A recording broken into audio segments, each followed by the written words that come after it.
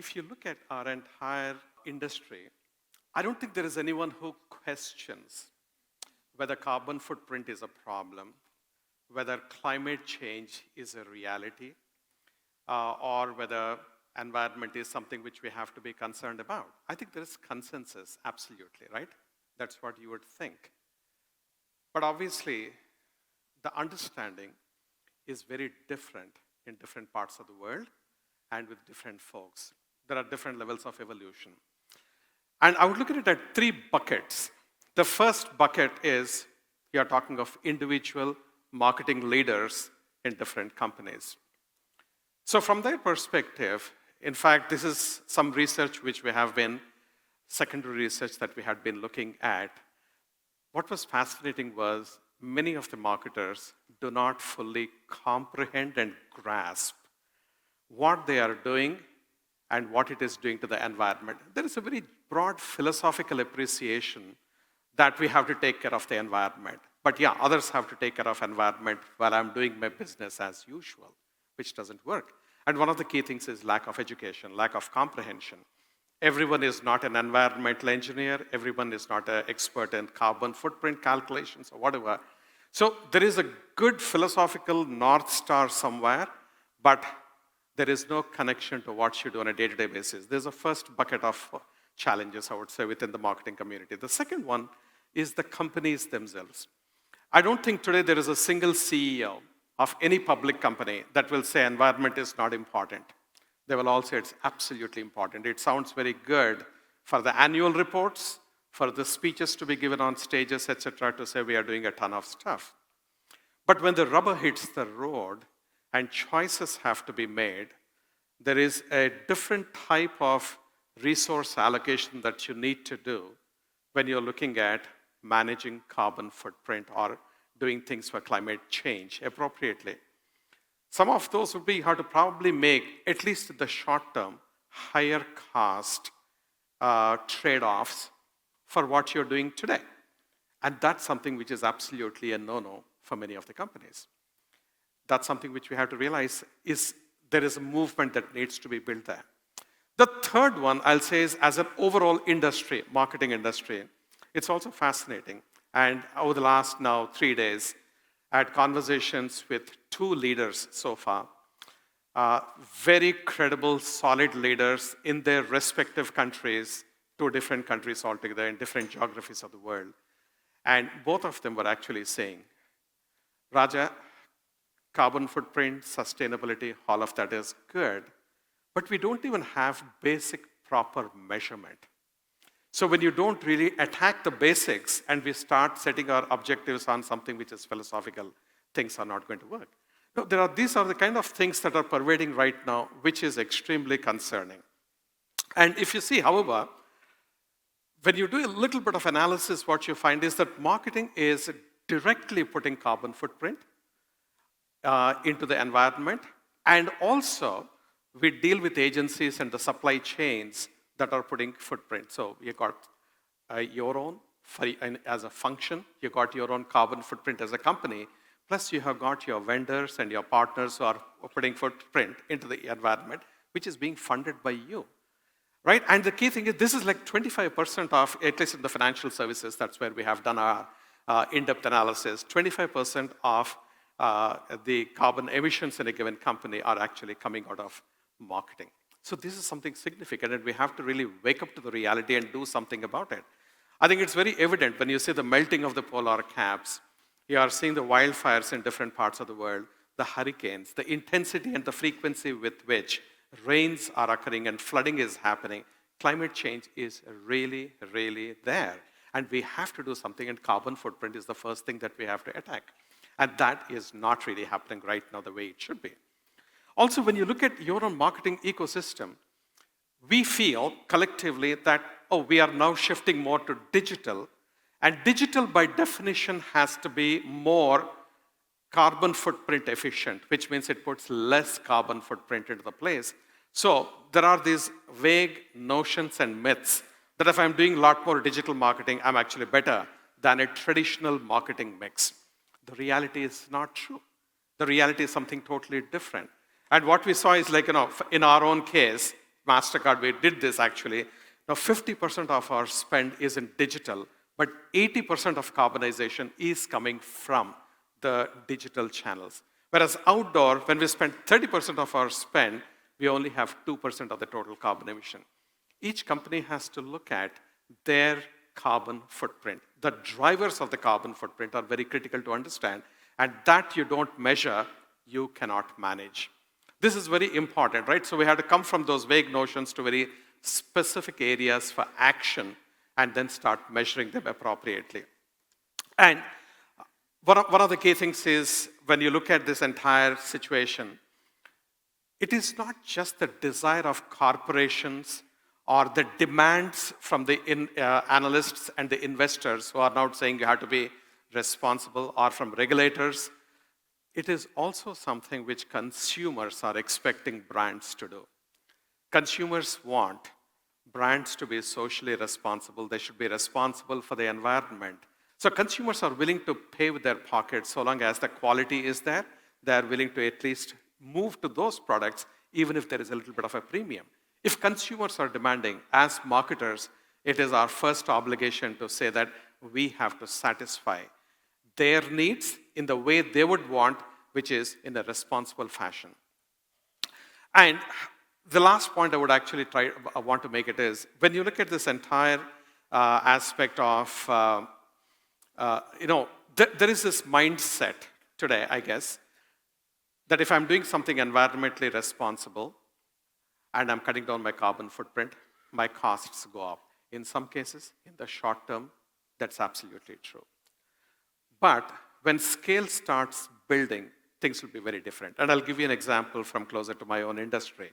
When you look at credit cards, so we have got plastic, right? And plastic, we all know how bad it is for the environment overall. And there are billions and billions of these cards which get reissued at some regular frequency, once in a year, or it'll be once every 2 or 3 years, depending on the country and depending on the product. You're putting this back into the environment and you want to do something about it. And what do you do about it? So we said, okay, one of the simple solutions will be, let's have a recyclable plastic. But when you want to introduce recyclable plastic into those cards, actually the cost goes up. The cost per card goes up. It's a tiny increase, but still an increase. And when you multiply it by billions, the numbers really add up pretty substantially. So the banks or the fintech companies which issue the cards, they say, look, we don't want to increase this or incur this extra expense. So we would rather live with our current plastic. But the thing is, unless there are a lot of banks which are coming, there is not going to be enough scale for this recyclable plastic. When there is scale, the prices come down. We all know that, right? So it's a little bit of a chicken and an egg solution, and that's where we need to think innovatively. We need to think out of the box. We need to think of better ways of how we can command premiums to offset some of these kind of product situations, or actually bring the costs down in very unique ways. And so for me, the whole thing about a challenge that you have got, which is a real challenge. You cannot just pretend that these challenges do not exist. But there is a need for strong innovation and an innovative mindset to break out of this logjam and treat them as, if it is environmentally responsible, it is against the business objectives or short-term business objectives. It should be not either or, but innovation that helps both the environment as well as the business. Because at the end of the day, most of the organizations are not pure philanthropic organizations. So you've got accountability to all the stakeholders and the shareholders as well. And from that perspective, we have got to make sure that we are bringing these two together. And one of the significant things that we have to do and we have to remember is that when you look at these kind of changes you want to make, no single company can do it by itself. We need effective partnerships. And the partnerships can be multiple types, whether it is your own vendor partners or your own other companies with which you can actually co-collaborate and create solutions that are much more carbon footprint efficient and so on.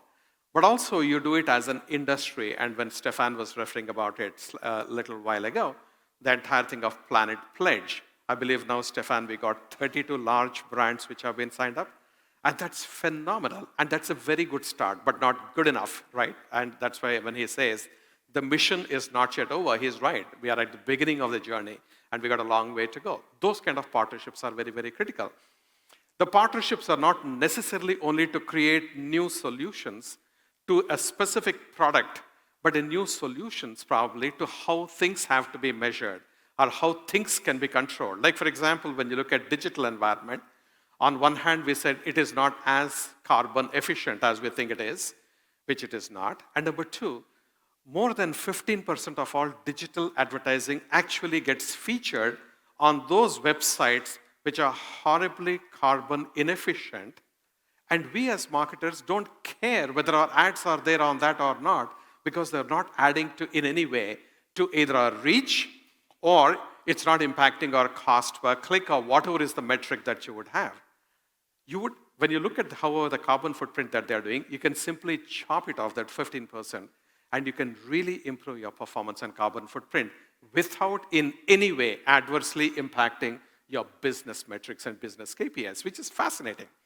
Now, in order to decarbonize the entire digital ecosystem, particularly the advertising part of it, under the auspices of WFA, there was a pilot that was done. There's the decarbonization of the digital advertising space, and in partnership with Scope 3. And we are one of the 6 companies which have been a part of that pilot. And it's my pleasure to invite Brian O'Kelly to come on stage. This is the guy who invented programmatic. And that's absolutely true, right? It's a brilliant thing. And Brian is actually bringing those technology skills and the deep understanding, which very few of us have, very honestly, about the digital advertising ecosystem to try and help us identify these bad areas where there is too much of carbon footprint and come up with methodologies of how we can actually bring it down. And he's the one his company was the one who is leading, and his company is called Scope 3. He's the founder and CEO of Scope 3. So it's absolutely my pleasure to invite you to share a few results, and what a delight and an honor to be sharing the stage with you. Thank you. So all yours. Thank you.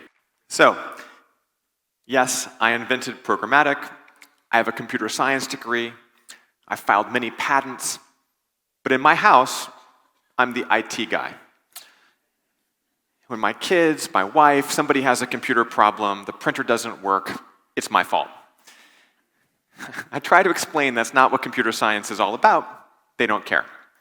So a couple years ago, my wife said to me, "My computer's out of space, can you fix it?" And I said, "Sure, let's just move your photos into the cloud." And she asked me a question I couldn't really answer. She said, "Where's the cloud?" And she's like, "Is it up there?" And I was like, "No. The cloud is a big warehouse full of servers in New Jersey, or Virginia, or Washington, or Oregon, or Frankfurt. It's just a big warehouse." And she said, "Well, why is it called the cloud?" And I said, "Fantastic marketing." It's incredible that we think that digital is ephemeral. But every time someone says digital, it's actually tied directly back to servers somewhere. Those servers are incredibly carbon intensive and water intensive to manufacture, and they use an immense amount of electricity. 4% of global electricity is used by servers, and that number is going up every single year. So the first thing I want to do is disabuse you of the idea, as Raja already mentioned, that digital is free, or digital is not contributing to our environmental problems. So once you believe that, how does that tie back to advertising? When I invented programmatic advertising, I didn't think, this was going to be a $100 billion industry. I was just trying to solve a little problem. How do we make publishers a little bit more money? How do we help advertisers connect to their audiences in one single market all around the world? Today, 1 of every $8 invested in advertising is invested in programmatic. This is a massive industry, and there are millions of servers all around the world that are powering programmatic advertising. For all the benefits, for all the targeting and the algorithms and the access, there's a hidden cost. And that hidden cost is 2.6 million tons of carbon every single year, just from programmatic advertising in the 5 largest markets. That QR code at the bottom is a report we just published. and will continue to publish so that we can keep track of our progress as an industry at reducing the carbon footprint of programmatic advertising. I think we have to hold ourselves accountable as an industry, as marketers, for this number. And I think we can do something significant to change it. Rupen said something really powerful earlier. He said, it's not waste until we decide it's waste. And Raja just mentioned a great stat. He said 15% of advertising doesn't go anywhere useful, especially in programmatic. This is a study that Ubiquity did earlier this year that said that 15.3 of display ads are completely wasted. And they contribute 26% more emissions than the average real website. Now, I know that no one here is thinking, I bet I'm advertising on these useless sites. But the fact is, it's very difficult to know what's real and what's not. And generative AI is making this even more difficult. The idea of it's real on the internet is almost a fiction at this point. You can deepfake anything, even real content. But you can't fake human eyeballs. Well, actually, you can fake human eyeballs. It's just not very useful to you to buy the fake ones. So what would happen if we define this as waste? The great thing about waste, and this goes for you as consumers, if you buy something you don't need, it costs you money, and it costs carbon to produce it. If you stop buying these 15% of ads that are completely useless, that's money you get back to invest in something different. So in October, I approached Stefan and I said, hey, I think I have a solution to at least part of the carbon problem that this industry is facing. And as Rupen said, we know why, but what do we do and how do we do it? Let's do a pilot where we convince some massive brands to stop buying this inventory that doesn't work. And just like the Dancing Man video, not just one brand, not just Raja, but 5 brands said, I'm in. I want to test this. I want to be part of the solution. And these 5 brands deserve an immense amount of credit because they went out on a limb for us. They tested this with their actual money and said, can we dramatically lower the carbon footprint of our advertising spend? 6 months later, I'm here to report to you that every single one of these tests was successful. Not just did we lower the carbon footprint by, in most cases, more than 20%, we also found no negative impact on reach or performance. This means there's no trade-off. You're not trading reach, frequency, performance. There's no trade-off. You just stop buying wasteful advertising and you cut your carbon footprint and you get better performance. The best pilot actually was Sanofi. And I want to call them out because the pilot results, when I saw them, I stopped walking. I was on my phone and was like, wow, we did it. I actually wanted to call Stefan and say, this is going to be a great presentation because their CPA decreased by 3x when we actually cut out all the underperforming domains. We saw an increase in VCR. We saw an increase in every single metric. And the best metric was their CPM went up, as seen by the publishers. What we did was we cut out this incredibly inefficient supply chain. We drove transparency, we increased working media, and we drove perfect results for every single player in the value chain. It was a home run. We did another pilot, which I can share with you, with Audi through our partner Adform. And you can see the results here. We reduced the carbon footprint by 52%. We were even more aggressive. And we saw the performance metric improve by 65%. These are shocking results. We all knew there was waste in programmatic.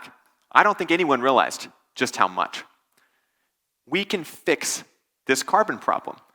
For MasterCard, advertising is 25% of their corporate footprint. Digital is 80%. That means 20% of MasterCard's global carbon footprint is digital. And we just found the key to cut that dramatically. If every single marketer in this room today said, I want to fix this, we could drop the carbon footprint of this entire industry by 10, 20, 30% in just 1 year. This research proves that there is not a trade-off between good and green. We've done these pilots with over 50 advertisers now. We've proved this with billions of impressions of data. And I want to say thank you to the WFA for joining me on the dancing stage, being part of this process, and saying, I'm in. And so many of you in the past couple of days have said the same exact words to me, I'm in. And I think that's what we need if we want to build a collaborative future that is sustainable. We all have to raise our hands and participate in the Global Media Charter, in sustainability initiatives, in anything that can do our part in making this industry more responsible, more sustainable, and a force for good on this planet. Thank you.